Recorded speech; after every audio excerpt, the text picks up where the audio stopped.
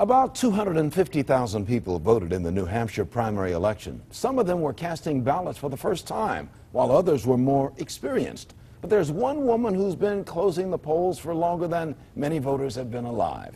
Here's CNN's Adam Sullivan. Heading into the polls Tuesday is Orford, New Hampshire's most experienced voter. The old lady arrives. At 106 years old, Julia Fifield is in a class of her own. I'm voting for Romney. Believe me, I am.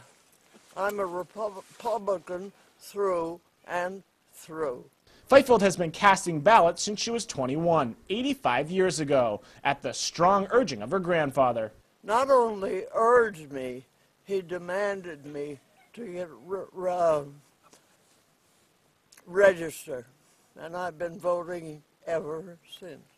A cane in the Orford town office honors Fifield as the town's oldest resident, and she is thought to be New Hampshire's oldest voter hitting the polls Tuesday. Some people would say when you hit 99, you've done your civic duty, but obviously you disagree. I completely disagree. She comes to town meetings and she partakes in it, and she's really an example to follow. And Peter Thompson would know. He's been town moderator for 42 years, beginning back in the Nixon era. Though Fifield's presidential history goes back much further. She cast her very first vote for Calvin Coolidge. And I voted for Coolidge, of course, because he was a fellow Vermonter. I was brought up in Vermont. History aside, this Granite Stater still has a lot of spunk. Always a Republican, but never a politician. A young spirit that her daughter says her mom has always had. Oh yes, you can ask anybody that knows her, and she certainly has been.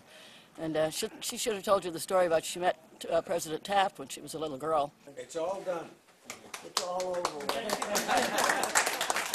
Fifield offers advice to fellow voters. Put your heart and soul into it, and remember you're an American, and it's your duty.